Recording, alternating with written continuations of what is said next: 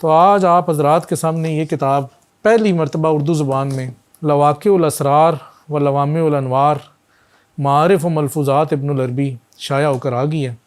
تو اس ویڈیو کے بنانے کا مقصد یہی ہے کہ جو لوگ شیخ کے مستند ملفوظات دیکھنا چاہتے ہیں، پڑھنا چاہتے ہیں، اور یہ دیکھنا چاہتے ہیں کہ شیخ اپنے شاگردوں سے کس طرح سے بات کر رہے ہیں، یا شیخ کے شاگرد شیخ اکبر سے اپنی مجالس میں کیا سوالات کر رہے ہیں اور ان کے کیا جوابات ہیں، تو ان کو یہ کتاب لازمی لینی چاہیے، دیکھنا چاہیے۔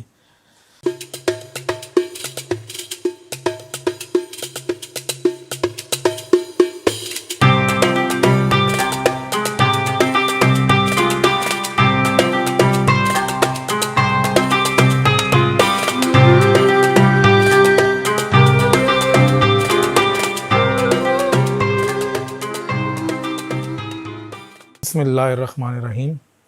السلام علیکم۔ ابن العربی فاؤنڈیشن میں خوش آمدید۔ آج کی ہماری ویڈیو کا عنوان ہے کتاب کہانی۔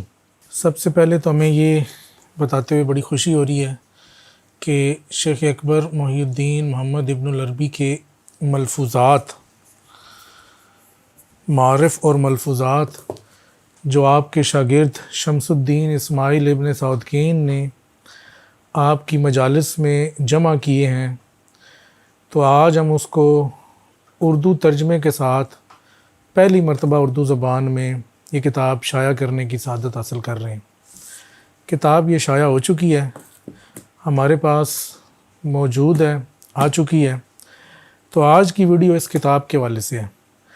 آج ہم آپ کو اس کتاب کے پیچھے کی کہانی بتائیں گے کہ اس کتاب سے ہمارا پہلا واسطہ کب پڑا، کیسے اس کتاب کے مخطوطات ہم تک پہنچے، پھر کیسے یہ مطبوع کتاب، اس کا پرنٹڈ ایڈیشن ہم تک آیا، اور پھر کیسے ہم نے اس پہ کام شروع کیا اور کیسے آج آپ کے سامنے اردو زبان میں چھپ کے آ چکی ہے۔ تو اس کتاب سے ہمارا پہلا تعارف اس وقت ہوا جب ایک جاننے والے صاحب نے مدینہ منورہ سے لواقع الاسرار و لوامع الانوار کا ایک مخطوطہ یا دو مخطوطے میں بھیجے۔ اس سے پہلے میں نہیں جانتا تھا اس کا کیا نام ہے، کون سی کتاب ہے۔ مخطوطے بھیجے تو اس پہ بالکل یہ واضح تھا کہ جی شیخ کے شاگرد شمس الدین اسماعیل ابن سعودکین نے شیخ کے اقوال کو جمع کیا اور اس کے 7 جز ہیں۔ تو یہ مخطوطے کی تصویر بھی آپ دیکھ رہے ہیں ویڈیو میں، یہ مخطوطہ تھا اور اس کے بعد یہ ایک دوسرا مخطوطہ تھا۔ جب مخطوطے آئے تو اس دوران میں نے اس کو پڑھنا شروع کیا۔ میں نے کہا دیکھیں کتاب کیسی ہے۔ کتاب بڑی انٹرسٹنگ تھی، عربی میں مخطوطہ تھا لیکن اچھی عربی پڑھی جا سکتی تھی۔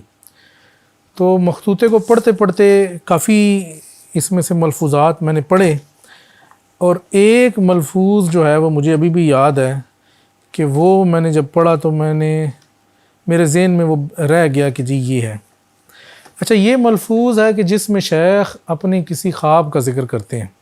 تو خواب میں وہ چونکہ عالم خیال سے ریلیٹڈ ملفوظ تھا تو شیخ نے اپنا خواب ایک بیان کیا۔ شیخ فرماتے ہیں کہ جی اس ملفوظ میں جو میں نے اس وقت پڑھا تھا مخطوط میں عربی میں، لیکن مجھے یہ ذہن میں رہ گیا اور وہ ایک متاثر کرنے کی وجہ بن گیا کہ اس کتاب کا ترجمہ ہونا چاہیے۔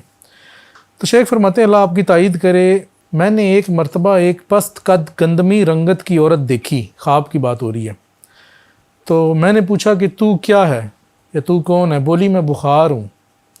میں نے کہا میں چاہتا ہوں کہ تو مجھے بتا کہ جب تو کسی پر مسلط ہوتی ہے تو کیا کرتی ہے، یعنی بخار سے پوچھ رہے ہیں کہ بخار کس طرح ہوتا ہے۔ تو اس نے ایک پتلا سا دھاگا نکالا اور بولی یہ دھاگا اس جگہ باندھ لے جہاں تو چاہتا ہے کہ درد ہو۔ شیخ فرماتے ہیں پھر وہ دھاگا میں نے اپنے سر پر باندھا تو اسی وقت مجھے سر کا درد شروع ہو گیا اور بخار ہو گیا۔ کہتے ہیں اور جب میں نے وہ دھاگا اٹھایا تو بخار بھی ختم ہو گیا۔ کہ اسی طرح میں ایک مرتبہ میں نے اپنے اعمال کو درجات کی شکل میں سمجھا کہ بعض سے اوپر تھے۔ میں نے دیکھا کہ ان میں سے کچھ شک ہو گئے جتنا اللہ نے چاہا، اگر کوئی اور ہوتا تو سمجھتا کہ یہ فرشتے یا جن ہیں، لیکن وہ میرے اعمال تھے۔ تو شیخ نے یہ جو فرشتے اور جن کی بات کی، اور پھر جو شیخ اکبر کا وہ واقعہ ہے کہ آپ بڑے شدید بیمار ہو گئے تھے یہاں تک کہ بے ہوش ہو گئے، اور کہتے ہیں کہ میں اپنا شمار مردوں میں کرنے لگا، اور میں نے ایک بدصورت جماعت دیکھی جو مجھے تکلیف دینا چاہتی تھی، اور ایک خوبصورت اور خوشبو والا شخص دیکھا جو مجھے حفاظت میری کر رہا تھا. یہ سب خواب کی بات ہے. تو کہتے ہیں کہ جی شیخ نے اس شخص سے پوچھا کہ آپ کون ہیں جو میری حفاظت کر رہے ہیں؟ تو وہ بولا کہ میں سورہ یاسین ہوں اور تیرا محافظ ہوں. تو کہتے ہیں میں اسی وقت ہوش میں آیا تو دیکھا کہ میرے والد صاحب رحمہ اللہ میرے سرہانے بیٹھے سورہ یاسین پڑھ رہے تھے اور اسی وقت آپ نے یہ ختم کی تھی. پھر فرماتے ہیں کہ میں نے جو خواب دیکھا تو میں نے بتایا.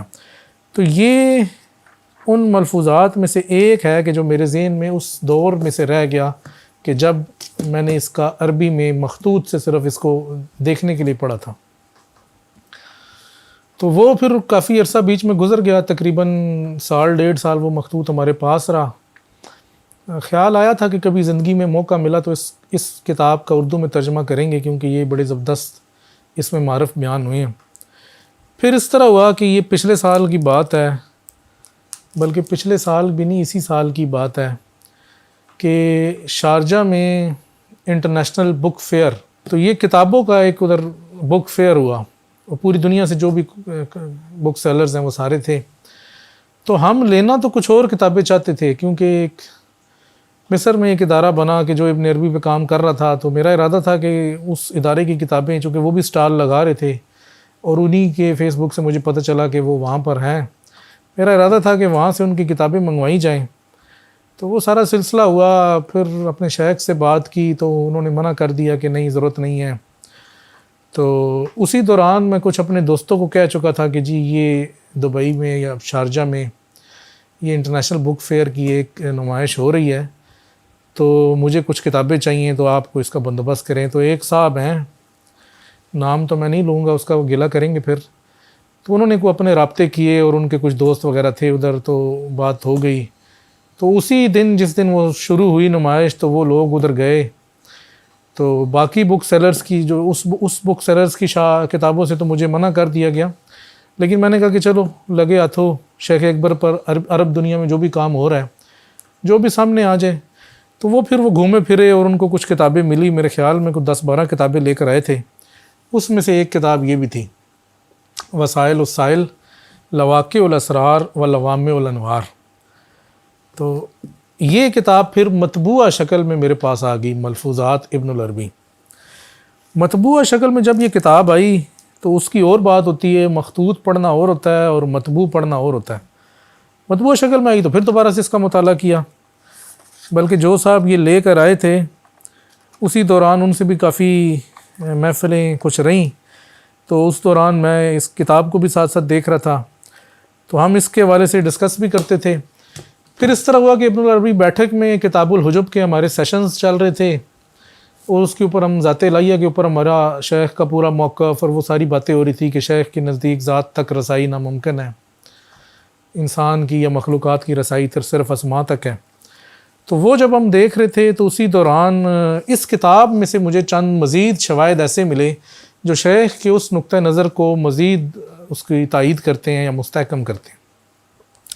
اور یہ شیخ نے اپنے شاگرد اسماعیل ابن سعودکین کے سامنے بیان کیے تھے، اور بالکل سادہ سے، بلکہ اگر آپ کہیں تو میں آپ کو ایک پڑھ کے بھی سناتا ہوں. بڑے مزے کا ہے اور اتنا سادہ ہے کہ اس کے بعد کسی اور شک کی گنجائش رہتی نہیں ہے. اچھا جناب، یہ اس کتاب کے 140 نمبر صفحے پہ ہے، ذات اور اس کے آثار.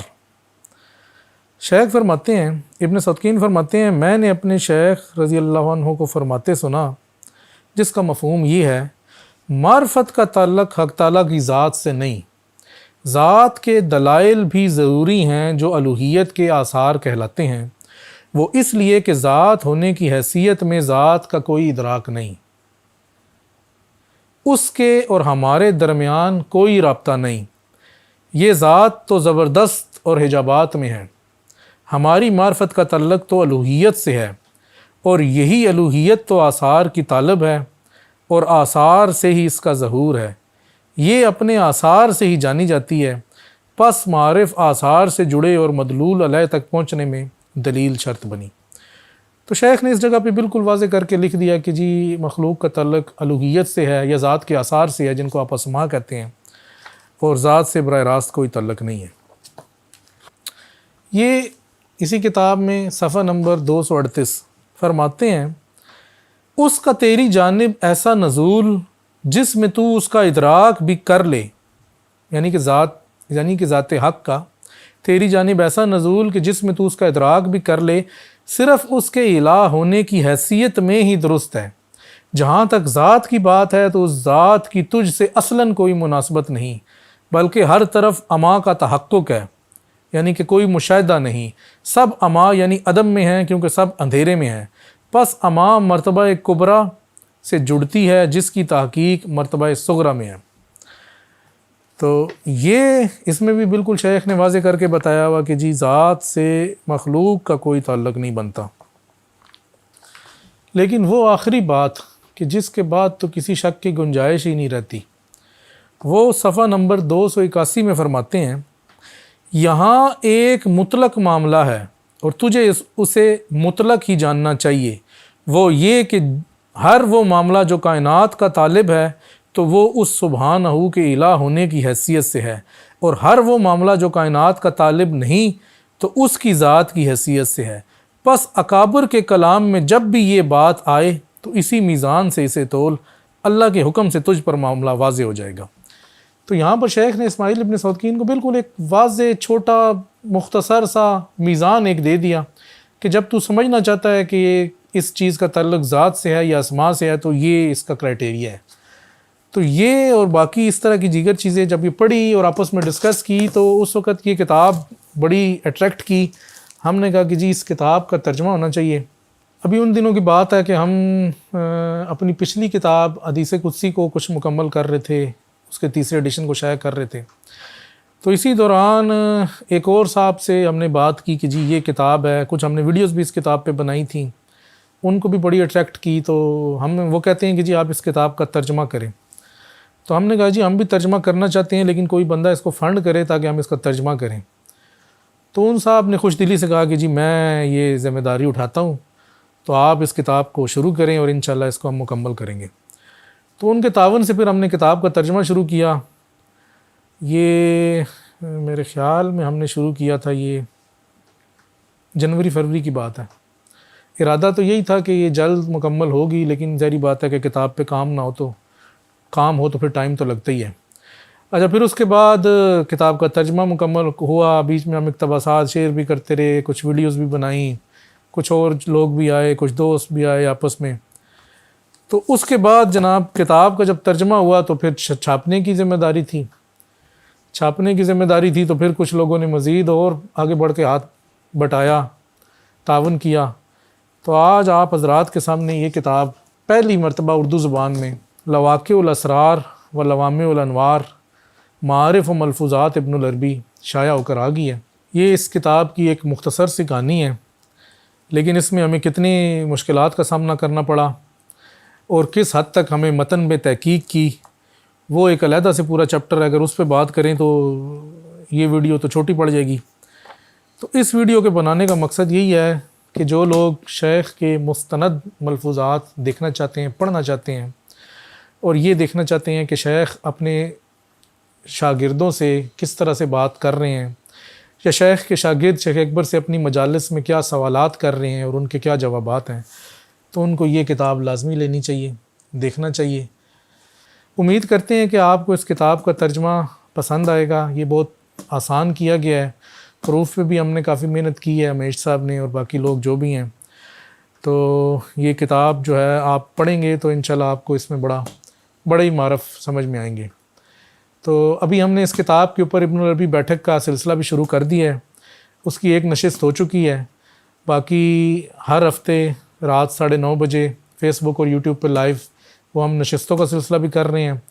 تو جو حضرات یہ معرف سمجھنا چاہتے ہیں، پڑھنا چاہتے ہیں تو کتاب بھی لیں، اور ساتھ ساتھ فیس بک پہ اور یوٹیوب پہ وہ لائیو ہمارے سیشنز بھی اس کو جوائن کریں۔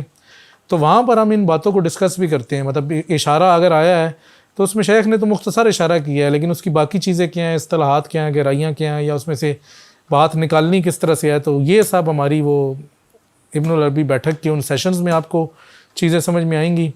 تو آج کی ویڈیو اس کتاب اور اس کی کہانی کے حوالے سے تھی کہ یہ کتاب کس طرح سے ارادہ بنا اور کس طرح سے اللہ تعالیٰ نے توفیق دی، اور آج یہ ہم شائع بھی کر چکے ہیں۔ اس پر ہم اللہ تعالیٰ کے نہایت شکر گزار ہیں۔ امید کرتے ہیں کہ آئندہ کسی نیکسٹ ویڈیو میں کسی نئی کتاب کے اوپر دوبارہ سے آپ کے ساتھ ملاقات کریں گے۔ اس وقت تک کے لیے اجازت دیجیے۔ السلام علیکم ورحمۃ اللہ وبرکاتہ۔